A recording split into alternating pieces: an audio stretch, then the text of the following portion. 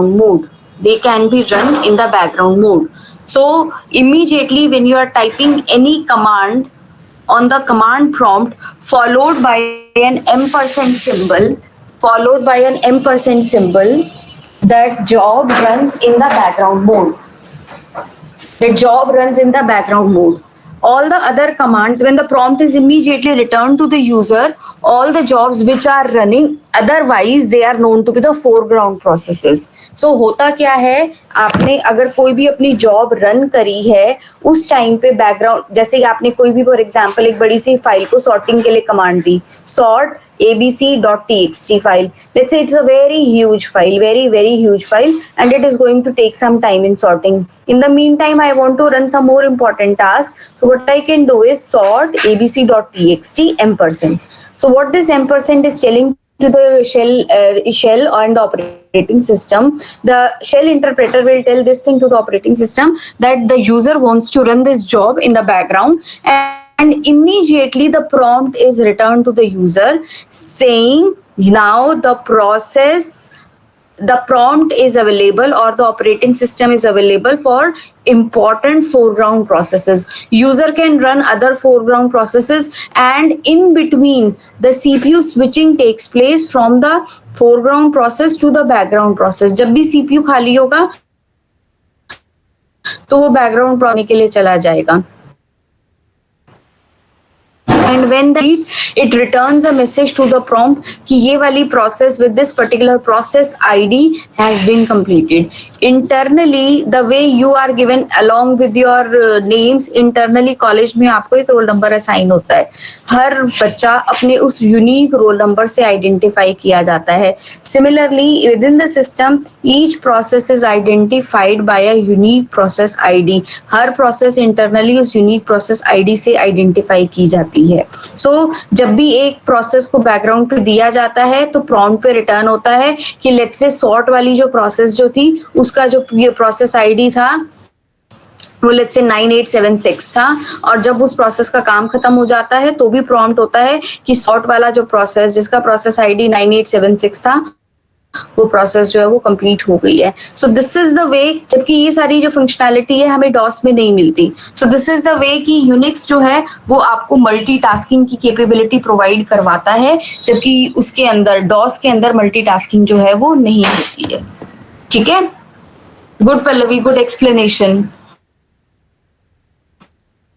Okay, back to I remember I was telling you about the operating system architecture, in which we have seen the simple architecture में we have seen the Unix architecture and DOS architecture also. DOS का architecture अगर आपको देखना है तो this was the DOS. ये वाला जो आर्किटेक्चर जो होता है ये स्टार्ट हुआ था कि as a small operating system बनाया है, बट जैसे जैसे ऑपरेटिंग सिस्टम इवॉल्व होता गया, बढ़ता गया, उसकी जो सारी की सारी जो फंक्शनैलिटी जो थी वो एक ही मोनोलिथिक स्ट्रक्चर में ही ऐड कर दी गई. एंड टॉप ऑफ दैट यहाँ पर इंटरफेसेस जो थे वो इतने वेल डिफाइंड नहीं थे. एंड सबसे बड़ी बात है एप्लीकेशन प्रोग्राम्स जो थे they were even able to access the ROM BIOS device drivers. Application programs were able to access the IO routines. I hope ये लाइन आप लोगों को समझ में आती होगी, because this is the most crucial drawback of the DOS operating system की architecture का क्या ड्रॉबैक था. यहाँ पर आपको दोबारा लिखा हुआ है vulnerable to errant causing the entire system crash when the user program fails. User program fail होगा and user program is accessing to the ROM BIOS device driver. So that means internal आपके जो operating system में जो drivers वगैरह होते हैं वो errant program उनको भी खराब कर सकता है. So आपका overall system जो है वो vulnerable हो जाता है. Then monolithic structure was difficult to implement and maintain. जबकि जो हमारा Unix जो आया था, Unix जो था वो थोड़ा बहुत लेयर था, बट उसका ड्रॉबैक क्या था कि सारी की सारी फंक्शनैलिटी जो थी वो कर्नल वाली लेयर के अंदर ही डाल दी थी. Too much of functionality was added to just one layer. Enormous amount of functionality to be combined in one level. CPU scheduling का काम, मेमोरी मैनेजमेंट का काम, जो भी ऑपरेटिंग सिस्टम के सारे बड़े बड़े जो काम जो थे वो सारे के सारे काम जो थे वो आपकी एक ही लेयर के अंदर डाल दिए गए थे. Okay, next came to the layered approach. Layered approach के अंदर हमने देखा था that operating system is divided into multiple layers. Layer 0 आपकी हार्डवेयर की होगी, लेयर n जो होगी वो आपकी यूजर इंटरफेस की होगी। हर यूजर जो है, मतलब जो यूजर है वो, जैसे लेट्स फॉर एग्जांपल n है, वो n-1 वाली लेयर्स की सर्विसेज को यूज करता है। n-1 जो है वो n-2 वाली लेयर्स को यूज करता है। सो बेसिकली ये आपका एक टॉप डाउन अप्रोच था where the overall functionality and features are determined and separated into layers. सारी की सारी जो ओवरऑल फंक्शनैलिटी जो थी वो एक मोनोलिथिक आर्किटेक्चर में मेंटेन नहीं की गई, उसको लेयर वाइज उसका division, clear layer wise division किया गया। ठीक है, एडवांटेजेस और डिसएडवांटेजेस क्या है यहाँ पे एक बार देख लेते हैं। ओके, एडवांटेज में था that it was the simplicity and the construction and debugging. Why I am saying debugging आसान थी, if an error is occurred at one layer that means it is the error must be on that layer because उससे नीचे की जो layers जो हैं वो debug हो चुकी हैं। इसका मैंने तुम्हें वैसे भी समझाने की कोशिश की थी, I remember that for example आप debugging जब कर रहे होते हो वो आप अपनी हार्डवेयर लेयर से शुरू करते हो। हार्डवेयर लेयर अगर सब ठीक निकली है तो आप अपनी फर्स्ट वाली लेयर पे जाते हो, सेकंड लेयर पे जाते हो। अगर सेकंड लेयर पे प्रॉब्लम है so that means second layer की वो प्रॉब्लम है क्योंकि उससे नीचे की जो लेयर्स जो हैं वो अब तक डीबग हो चुकी हैं, वो अब तक डीबग हो चुकी है। लेट्स से अगर कोई और लेयर का इशू आता है, let's say layer number n का इशू आता है, सो मुझे पता है कि उससे n-1 तक की लेयर्स की डिबगिंग हो चुकी है।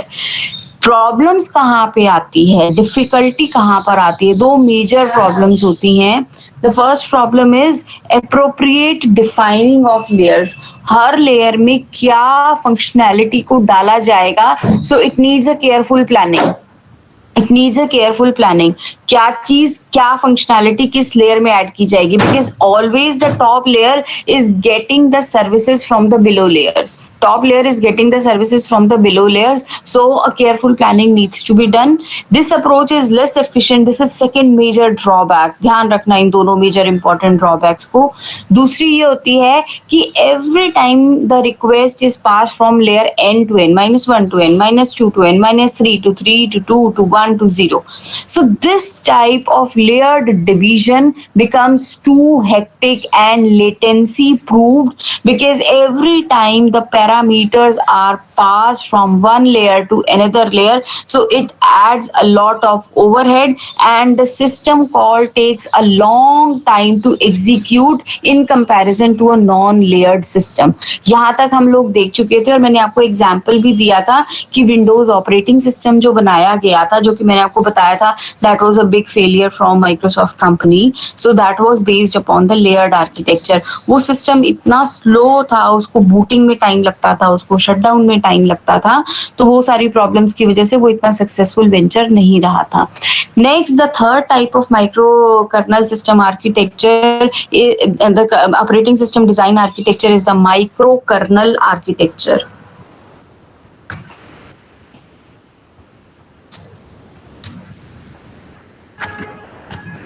Micro kernel architecture. Micro kernel, इस टर्म से तुम्हें क्या समझ में आता है? कर्नल को माइक्रो कर दो, कर्नल को माइक्रो कर दो, मतलब क्या हो गया कि remove all non essential components from the kernel. Kernel के साइज को माइक्रो करना है, मतलब छोटा करना है, तो ऑब्वियसली जो नॉन असेंशियल कंपोनेंट्स हैं उसको हटाकर सिस्टम, ऑपरेटिंग सिस्टम के कोड में से हटाकर उसको यूजर लेवल प्रोग्राम्स की फॉर्म में इंप्लीमेंट करो। So as a result, it will reduce the size of the kernel. As a result, it will reduce the size of the kernel. So basically यहाँ पर क्या होता है कि आपका जो मेन जो ऑपरेटिंग सिस्टम के काम है, सिर्फ process management, memory management and communication facility. The communication, देखो ये जो कम्युनिकेशन ऑफ द प्रोसेसेस है ना, ये शायद तुम अभी नहीं अप्रिशिएट कर पा रहे होगे, अभी तुम्हें समझ भी नहीं आ रहा होगा कि प्रोसेसेस के बीच में कम्युनिकेशन की क्या जरूरत है। But later on as we proceed in the syllabus of the operating system, you will realise कि प्रोसेसेस के बीच में कम्युनिकेशन जो होता है ये बहुत ही इंपॉर्टेंट एस्पेक्ट होता है। ठीक है, so what I am saying is कि जो मोस्ट इंपॉर्टेंट काम होंगे ऑपरेटिंग सिस्टम के, like process management, memory management, ये सारे काम जो हैं ये आपके और कम्युनिकेशन फैसिलिटी, ये सिर्फ कर्नल में रखा जाएगा। बाकी की जो नॉन असेंशियल कंपोनेंट्स होंगे ऑपरेटिंग सिस्टम के, उनको कर्नल से हटा के उनको यूजर लेवल प्रोग्राम्स के फॉर्म में इंप्लीमेंट किया जाएगा। And the example of this micro kernel approach is Mac operating system. The example of this microkernel approach is the Mac operating system. Communication, इसका एक डायग्राम पहले मैं दिखा देती हूँ। Let's say look at this diagram. Diagram के अंदर आप यहाँ पे देखो हार्डवेयर की लेयर है, यहाँ पर आपको एक कर्नल दिखाया हुआ है। यूनिक्स में कर्नल की लेयर को अगर याद करो तो I think there were 12 to 15 components जो कि कर्नल वाली लेयर में लिखे हुए हैं, बट यहाँ पर मैंने सिर्फ 3 कंपोनेंट्स लिखे हुए हैं क्योंकि मैं कर्नल के साइज को रिड्यूस करना चाहती हूँ। So what I have done is कि बाकी की जितनी भी चीजें जो थी, डिवाइस ड्राइवर्स हो गए, फाइल सिस्टम्स हो गए, वो सारों चीजों को मैंने कर्नल मोड की बजाय यूजर मोड में इंप्लीमेंट करवा दिया। And the communication is going through, communication between the processes is going via inter process communication। आप चेक करो कर्नल मोड में 3 मेन सर्कल्स ही रखे हुए हैं, ओवल्स रखे हुए हैं, CPU scheduling, memory management and inter process communication. Clear हो गया? इसी पे ऊपर वापस आते हैं। So the communication between the user process is basically through the message passing. The benefits of such an approach is easier to extend the microkernel. Why it is extend the microkernel? If any facility needs to be added, it is added in the user space, not in the kernel space. If any, तो overall आपका system जो है वो expand हो सकता है। आपने नई कोई फंक्शनैलिटी, अदरवाइज कर्नल तो आपके पास अगर बंडल होके आ रहा है, लेट्स से सीडी के अंदर बंडल होके ऑपरेटिंग सिस्टम आया है, तो सीडी के कंटेंट्स में जितना ऑपरेटिंग सिस्टम का कोड था वो उतना ही रहेगा। बट माइक्रो कर्नल अप्रोच में क्या है, आपने कर्नल को बहुत छोटा कर दिया। एडिड फंक्शनैलिटी जितनी भी है वो सारी की सारी आप कहाँ पर दे रहे हो, वो आप अपनी यूजर स्पेस में दे रहे हो। सो एज अ रिजल्ट आपका सिस्टम जो है वो एक्सटेंड हो सकता है। आप अपनी नई नई फंक्शनैलिटीज को यूजर स्पेस में ऐड ऑन कर सकते हो। This system is easier to port. What I mean by porting? Porting that means transferring from one hardware to another hardware. So this install करना है तो इसका इंस्टॉलेशन फास्ट होगा क्योंकि उसका साइज छोटा है, तो इसी वजह से ऐसे तरह के ऑपरेटिंग सिस्टम जो होते हैं वो इजियर टू पोर्ट होते हैं। क्लियर हो गया? ठीक है। नेक्स्ट इज रिलायबल होगा। क्यों रिलायबल होगा? क्योंकि लेसर कोड जो है वो कर्नल में चल रहा है, लेसर एरर के चांसेस होंगे। ज्यादातर एरर्स वगैरह अगर कुछ होंगे भी तो वो यूजर स्पेस में होंगे। अब आपका जो कर्नल मोड है उसके अंदर एरर के चांसेस नहीं होंगे। So this is more reliable and secure. Detriments क्या है? दैट मीन्स ड्रॉबैक क्या है? ड्रॉबैक यहाँ पे है कि इसके परफॉर्मेंस ओवरहेड बढ़ जाते हैं क्योंकि हर बार कम्युनिकेशन करवाना पड़ेगा यूजर स्पेस से कर्नल स्पेस के बीच में। So this is a detrimental effect. तो this is a detrimental effect. But आपका ये इस तरह का जो आपका सिस्टम जो है ये आपका मैक ऑपरेटिंग सिस्टम्स में यूज होता है। So this is the diagram which I have shown you. Next is the modular approach. Modular approach is based upon the object-oriented approach और object-oriented OOPS principles. यहाँ पर क्या होता है कि kernel जो है it has a set of core components and link the additional drivers and other aspects at the time of booting. ठीक है, दैट्स मैं यहाँ पे ये कहना चाहती हूँ कि ऑपरेटिंग सिस्टम आपका सिर्फ कोर कर्नल है। ऑपरेटिंग सिस्टम जो है आपका कोर सेट ऑफ प्रोग्राम्स है, कोर कंपोनेंट्स हैं, and it is linked to the additional services at the boot time और at the run time. Run time पे या बूट टाइम पे उसको जिन जिन मॉड्यूल्स की जरूरत होगी वो रन टाइम पे या बूट टाइम के ऊपर वो इन सारे सिस्टम्स को, इन सारे कंपोनेंट्स को एक्सेस करता रहेगा, बूट टाइम पे या फिर रन टाइम पे। जो कोर फंक्शंस है, ये जो कोर ऑपरेटिंग सिस्टम की जो लेयर है, it has the knowledge that how to load and communicate with the other modules. Any module can be changed at any time, and top of that any module can call to any other module also. हम modules में changes भी कर सकते हैं और आपस में भी modules जो हैं वो एक दूसरे के साथ communicate भी कर सकते हैं। Let's refer to this slide. Each core component is separate. समझ आता है? Each talks to other over interfaces. आप आपस में उनके इंटरफेसेस हैं जिनसे वो कम्युनिकेट करते हैं। Each is loadable as needed within the kernel. सारे कंपोनेंट्स को लोड करने की भी जरूरत नहीं है। बूट टाइम पे जिसकी जरूरत है उनको बूट टाइम पे लोड किया जाएगा, रन टाइम पे जिनकी जरूरत है उनको रन टाइम पे लोड किया जाएगा। Similar this architecture is similar but it has got more flexibility. और हमारा जो लाइनेक्स और सोलारिस सिस्टम जो है वो इसके ऊपर हमारा मॉड्यूलर सिस्टम बनाया गया है। एटलीस्ट तुम्हें ये एग्जाम्पल जरूर याद होने चाहिए। फिलिंग द ब्लैंक्स में कुछ आपके, नहीं तो वाइवा में ये पूछा जा सकता है, मैक ऑपरेटिंग सिस्टम का कैसा आर्किटेक्चर है, लाइनेक्स का कैसा आर्किटेक्चर है, विंडोज एनटी कैसा था, डॉस कैसा था, यूनिक्स कैसा था। तो एटलीस्ट आपको ये सारे आर्किटेक्चर्स जो हैं वो पता होने चाहिए। So we are coming to the last topic of the system booting और बूट स्ट्रैपिंग। ये पार्ट हम अपना पहले भी डिस्कस कर चुके हैं। दिस इज अ मेजर क्योंकि ये बूट स्ट्रैपिंग हम पहले भी चैप्टर नंबर 1 में भी इन डेप्थ में आपको समझा चुकी हूँ। ये आपका कंप्लीटली होमवर्क होगा।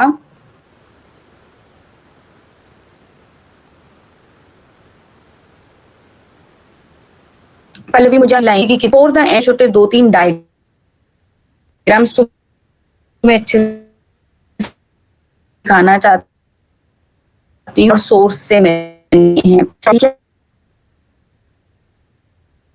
है कि आपका बूटस्ट्रैप प्रोग्राम हुआ था जिसकी जिम्मेदारी मेमोरी में लोड करना। सो बूटस्ट्रैप प्रोग्राम आपका मेन मेमोरी के रोम वाले पोर्शन में लोडेड है। This is the bootstrap loader. So RAM is basically ROM and main memory is basically your ROM and RAM. So आपका bootstrap program ROM में होता है, ROM में हो सकता है, PROM में हो सकता है, EPROM में हो सकता है। आजकल हम EPROMs की बात करते हैं। So EPROMs में भी आपका ये bootstrap loader हो सकता है। So machine starts by executing the bootstrap program already in memory. Operating system is stored in the mass storage. So इस बूटस्ट्रैप प्रोग्राम के अंदर ऐसा कोड लिखा होता है जिससे ये पता चलता है कि ऑपरेटिंग सिस्टम डिस्क में उस ऑपरेटिंग सिस्टम के कोड ढूंढेगा आपकी रैम में। मैं बार बार आपको ये चीज समझा चुकी हूँ।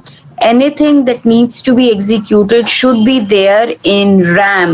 किसी भी चीज को अगर execute होना है, whether it is a software program or a user program or for that matter operating system, it has to be there in the main memory or I should say RAM. ROM तो आपकी read only memory है, तो operating system वहां तो load हो नहीं सकता। कहाँ पे लोड हो सकता है? सिर्फ RAM के अंदर लोड हो सकता है। पर रैम में लोड किसी चीज को करने का काम किसका होता है? ऑपरेटिंग सिस्टम लेके आता है। बट ऑपरेटिंग सिस्टम को कौन लेके आएगा रैम के अंदर? So for that we have the bootstrap loader. Bootstrap program finds the operating system on the disk storage and transfer the content or transfer its contents to the RAM where it is executed and thereby the overall system is booted.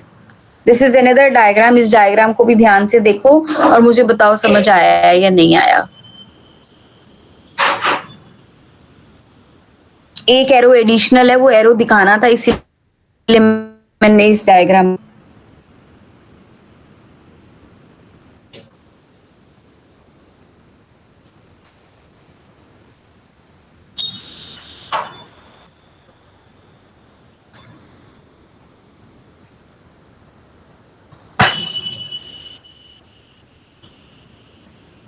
I'm still waiting for an answer.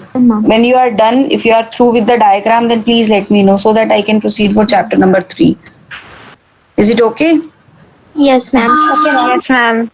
Okay. So, Pallavi, just bring me tomorrow that your bootstrapping section, I think it is section 2.11, that is for your homework. मैं पूछूंगी आप लोगों से। So with this, I am through with chapter number 2. Now we are going to start with chapter number 3. I am in a little hurry to start chapter 3 also because chapter 3 से आपके वो शुरू हो जाएंगे, practical start हो जाएंगे।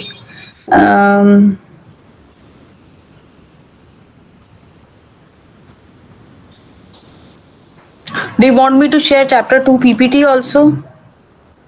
Yes, ma'am. Share कर दीजिएगा। Yes, ma'am. ये useful रहती है तुम्हारे लिए? Yes, ma'am. के लिए मैम थोड़ा नोट लाइक बुक से कुछ एंड देन पॉइंट से गो थ्रू हो जाता है, तो एक बार वो दिमाग में लाइक हो जाता है. Okay. So the next chapter is basically not just the chapter, is the next sections and the next section is basically about your process management.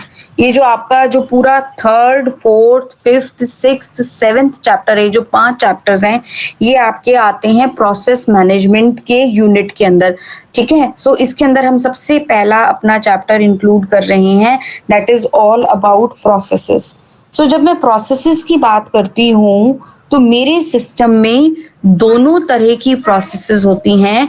User processes भी होती हैं और कर्नल प्रोसेसेस भी होती हैं, जो कि ये सिस्टम प्रोसेसेस भी होती हैं, which are executing at the same time in the process system in a multiplexed fashion. Multiplexes वगैरह पढ़ के आए हो थोड़े बहुत तुम अपना CSA में? मल्टीप्लेक्सर क्या होता है? Multiplexer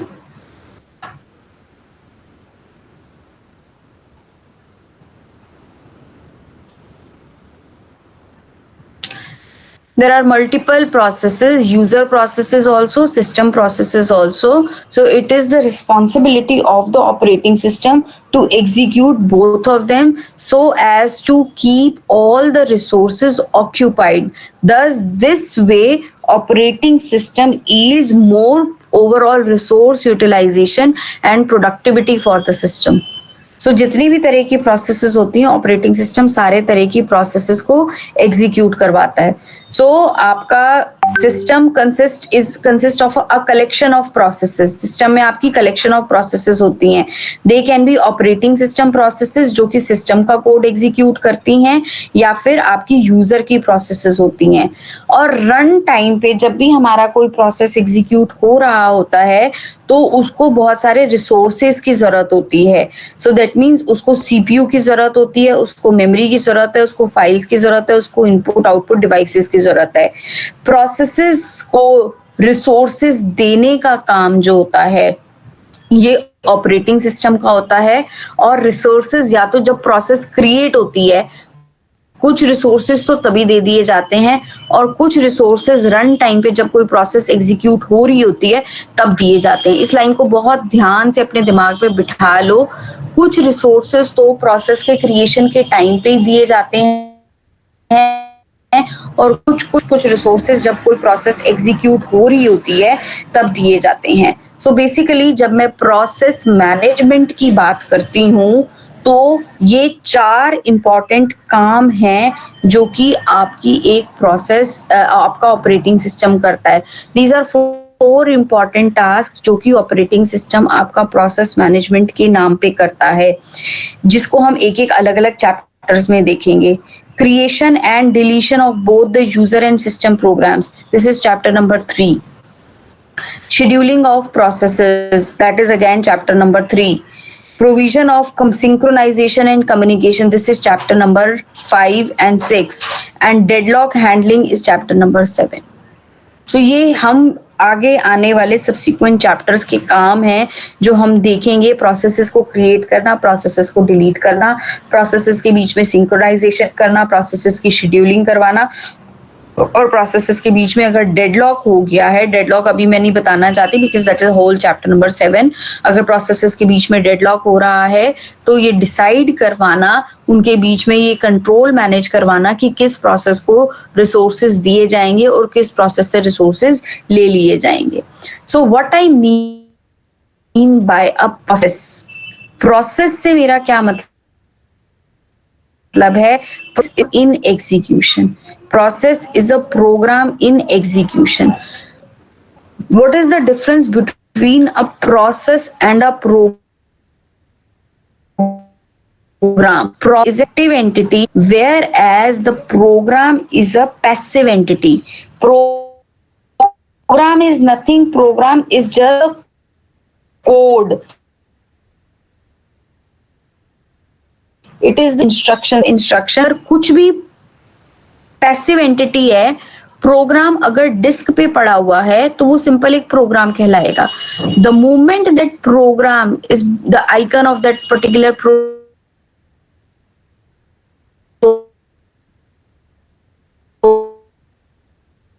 program is double, and then there entity, and here known to be us. So that means एक प्रोग्राम जो रन हो रहा है, जो एग्जीक्यूट हो रहा है, उसको प्रोसेस बोलती हूँ. पर अगर वो एक लिस्ट ऑफ कमांड की तरह से डिस्क पे पड़ा हुआ, it becomes your Program. passive entity. There it becomes a program, or I can say a passive entity. आपका सिंपल एक डिस्क पे पड़ा हुआ है. So what I mean by कि the process is an active entity and it is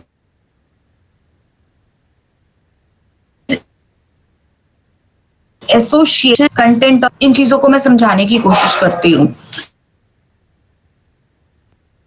That means process है, process में programme वाला पार्ट तो है ही, टेक्स्ट सेक्शन तो है ही, पर जब अगर एक प्रोसेस उसकी करंट एक्टिविटी को दिखाने के लिए उसका एक प्रोग्राम काउंटर होता है. प्रोग्राम काउंटर क्या बताता है कि क्या नेक्स्ट इंस्ट्रक्शन एग्जीक्यूट की जाएगी. साथ में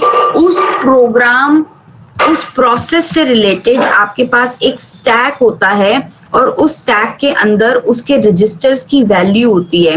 रजिस्टर्स की वैल्यू देखो, एक चीज समझने की कोशिश करो, मैं थोड़ा डिफरेंट वे में समझाने की कोशिश करती हूँ. एक प्रोसेस चल रही थी.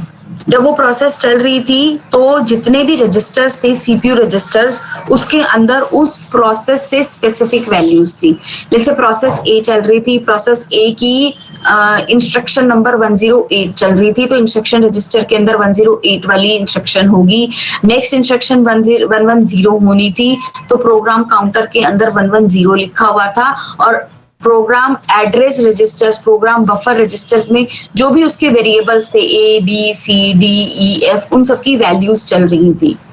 ये सारी करंट वैल्यूज जो हैं, चाहे वो इंस्ट्रक्शन रजिस्टर की है, चाहे वो आपके प्रोग्राम काउंटर की है, चाहे वो आपके एड्रेस रजिस्टर्स की है, बफर रजिस्टर्स की जो भी वैल्यूज हैं, ये सारी कहलाती हैं आपकी ये सारी वैल्यूज आपकी कहलाती हैं current activity of the process.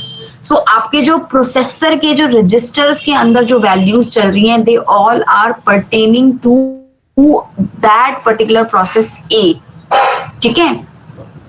जब भी प्रोसेसर इस प्रोसेस को छोड़ के किसी दूसरी प्रोसेस के पास जाता है उसको एग्जीक्यूट करने के लिए, तो इस प्रोसेस की जो स्टेट है इसको सेव करवाना पड़ता है, कहीं पर मेंटेन करवाना पड़ता है, कहीं पे स्टोर करवाना पड़ता है. कैन एनीबडी आंसर कि इस प्रोसेस की स्टेट को मेंटेन करवाने की क्या जरूरत है, स्टोर करवाने की क्या जरूरत है? Ma'am it should be store, ताकि मैम जब भी रिटर्न, मतलब जब भी प्रोग्राम जो है वो एक जब भी एक प्रोग्राम को एग्जीक्यूट करने के बाद जब हमारा सीपीयू कंट्रोल उस पर्टिकुलर प्रोग्राम पे आए, तो इट शुड रिमेंबर कि what was going on. So ma'am return address ये पता होगा कि इसे किस एड्रेस में जाना है. Wonderful, very good. Is that Pallavi? Very good explanation given. देखो, I am trying to repeat everything. एक प्रोसेस चल रही थी, उस प्रोसेस का प्रोग्राम काउंटर में अलग वैल्यू थी, आईआर में अलग वैल्यूज थी, और बाकी program address register, memory buffer registers में अलग अलग वैल्यूज चल रही थी. Let's say an interrupt occur for a higher priority process, और सीपीयू का कंट्रोल उस प्रोसेस को छोड़ के किसी दूसरी प्रोसेस के ऊपर. जरूरी नहीं है वो higher priority process user process होगी. It can be a system process also, it can be an interrupt from hardware also. Interrupt भी हो सकता है और ट्रैप भी हो सकती है. इंटरप्ट मीन सॉफ्टवेयर की है, ट्रैप मीन हार्डवेयर से अगर कोई आ रही है interruption. So it can be any cause of interruption, hardware also, software also. So जब भी कंट्रोल जाता है किसी दूसरी प्रोसेस के लिए, then the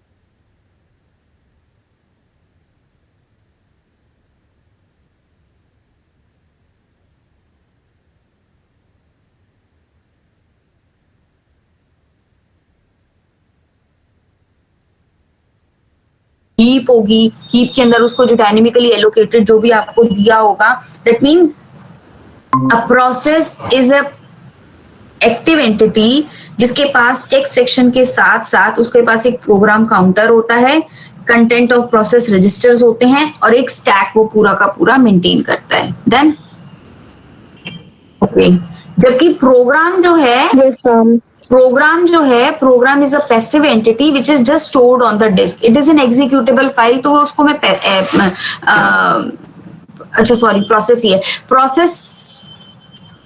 Program is a passive entity while the process is active. Program becomes process when executable file is loaded into memory. और execution कैसे स्टार्ट होता है, हम उसको कमांड लाइन पे या तो उसको एंटर करते हैं या फिर हम उसको GUI मोड में उसको डबल क्लिक करते हैं। एट अ टाइम पे there can be several processes, आपके बहुत सारे प्रोग्राम्स तो बहुत सारे हो ही सकते हैं डिस्क पे पड़े हुए, बहुत सारी प्रोसेसेस भी हो सकती हैं जो कि मेन मेमोरी में को रेजिडेंट है। को रेजिडेंट का मतलब क्या हो गया, एक साथ आपकी मेन मेमोरी में है वो सारी processes. Then now look at this diagram. This is the process state transition diagram. How the states are changed for a particular process while execution. Process अभी नई थी. The first time when the process is created, it is a new process. When it is admitted to the main memory, then the process becomes ready.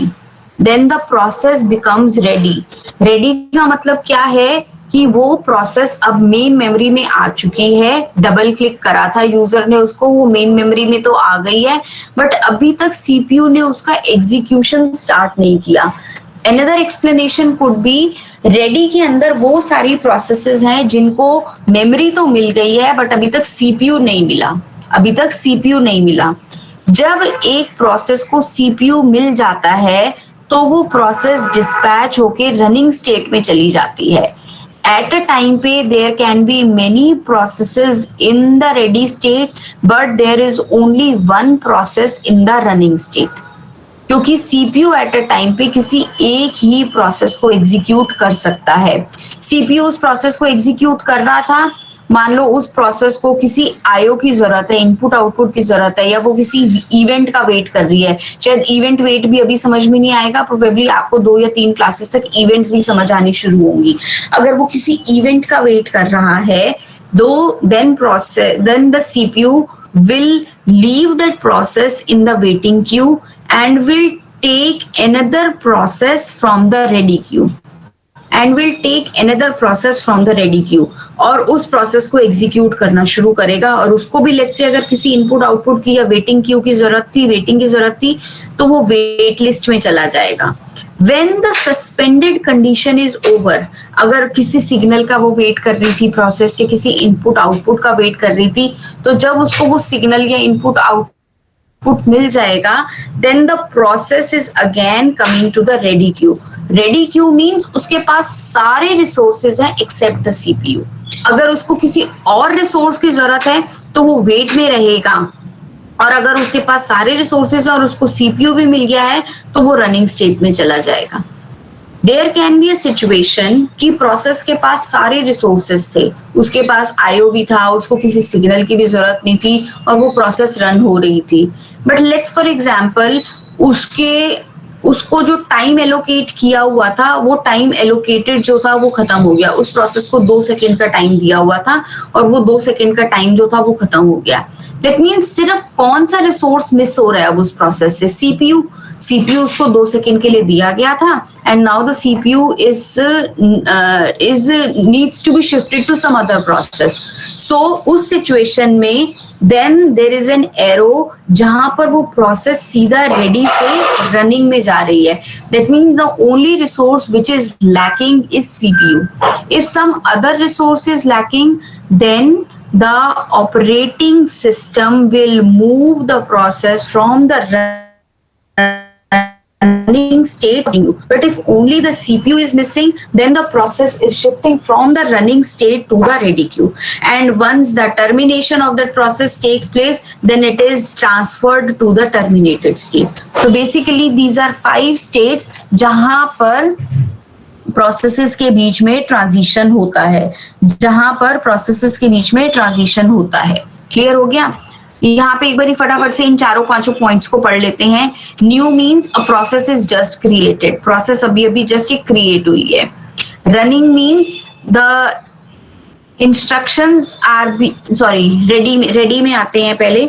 Process is waiting to be assign to the processor, that means उसके पास RAM में उसको space तो मिल गया but अभी उसको CPU नहीं मिला। रनिंग मीन्स कि अब उसको सीपीयू भी मिल गया और अब उसकी इंस्ट्रक्शंस जो हैं वो एग्जीक्यूट होना शुरू हो रही हैं। वेटिंग इज कि आपको उस प्रोसेस को किसी और इवेंट की या लेट्स से फॉर एग्जांपल किसी और रिसोर्स की जरूरत है। एंड टर्मिनेटेड मीन्स प्रोसेस का टर्मिनेशन खत्म हो गया। Read the last point.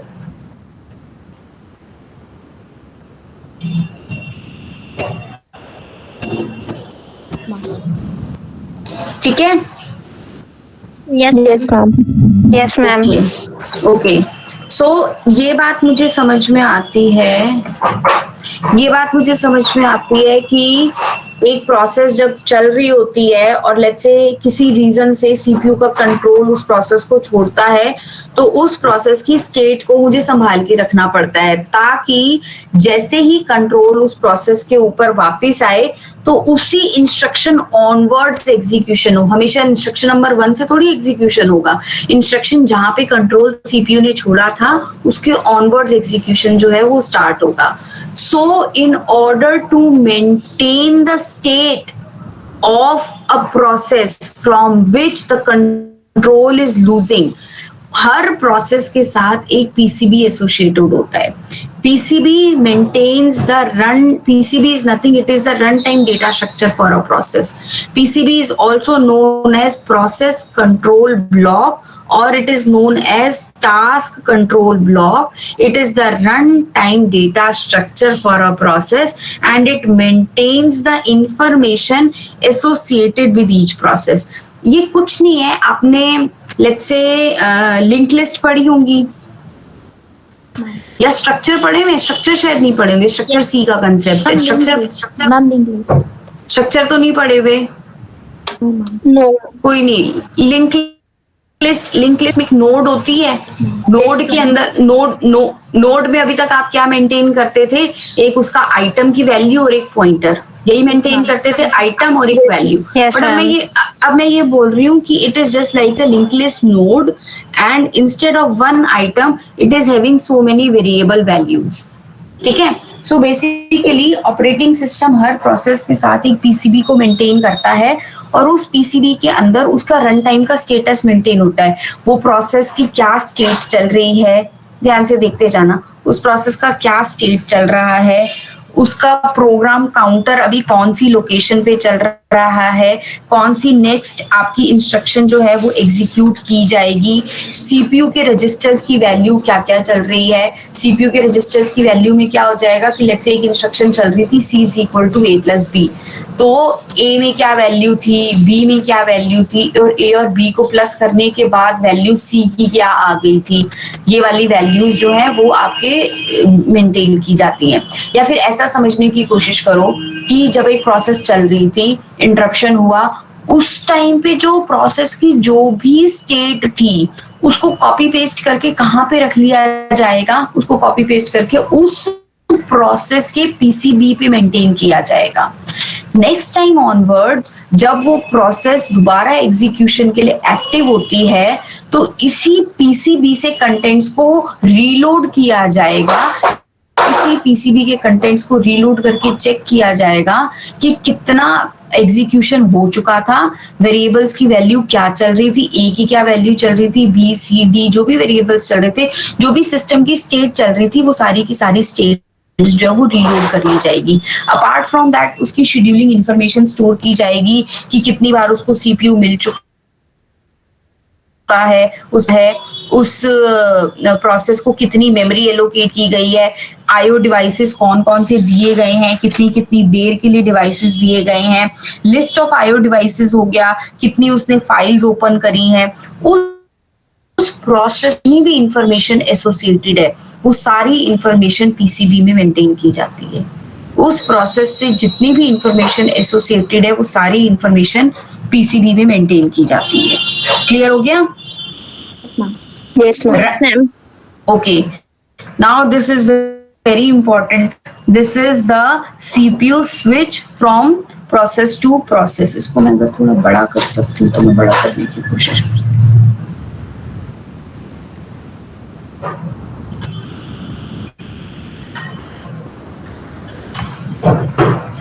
Look at this diagram.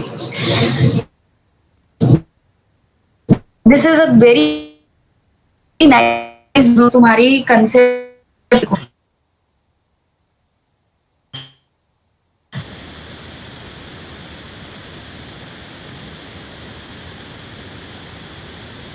यहाँ पे रीजन आज इंटरप्शन है. ऑपरेटिंग सिस्टम क्या चेक करेगा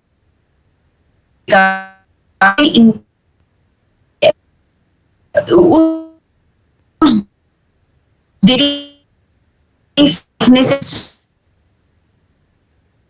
उसको काम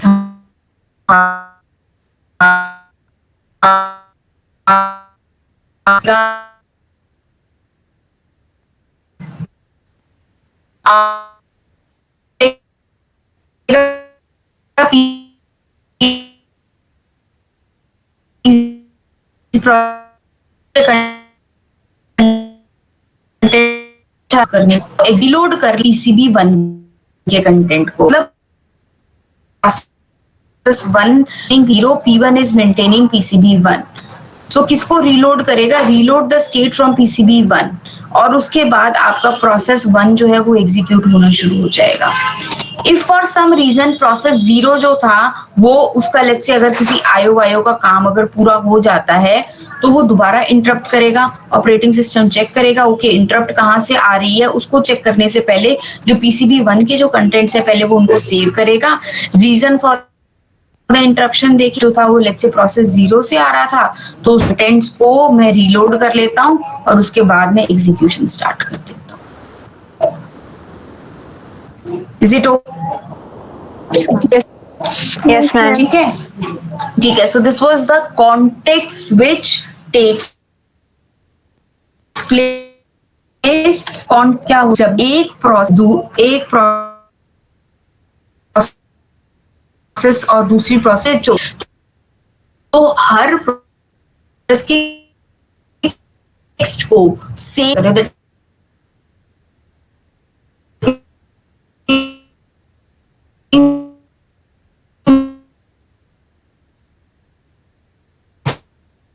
आप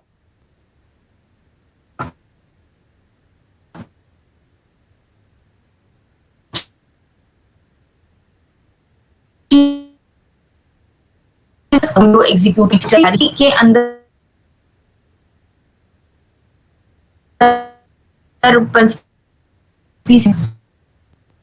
नेक्स्ट इज थ्रेड में सिर्फ अभी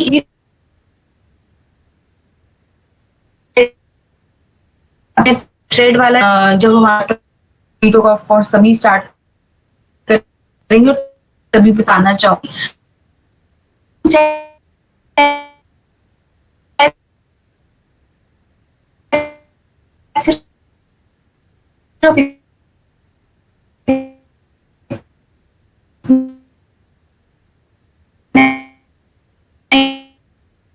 सोच रहे हो भी समझ परफेक्टली फाइन क्योंकि प्रोसेस के चैप्टर में एक थ्रेड जो है वो एक छोटा सा टॉपिक बस डाल के छोड़ दिया हुआ है जबकि थ्रेड हम पूरा का पूरा नेक्स्ट सब्सिक्वेंट चैप्टर्स में पढ़ेंगे. तो अगर नहीं समझ में आ रहा I think I should leave this also.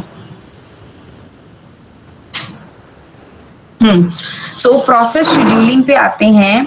Process scheduling के केस के अंदर there are multiple scheduling queues which are maintained in the system. One is the job queue. Job queue के अंदर आपकी जितनी भी जॉब्स हैं देखो डिस्क पे जब प्रोसेसेस पड़ी हुई हैं उन सबको मैं बोलती हूँ जॉब.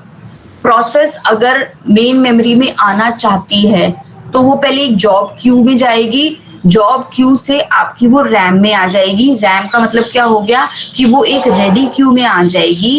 रेडी क्यू मतलब कि process it is ready to run. It has all the resources except the CPU. ठीक है. इसी तरह से हर डिवाइस की भी एक डिवाइस क्यू मेंटेन की जाती है। आई थिंक मैं को अभी स्टॉप करना चाहिए क्योंकि this is a long topic. इसको मैं नेक्स्ट कल की क्लास में डिस्कस करूंगी। Let me take the attendance and ये वाला टॉपिक हम कल की क्लास में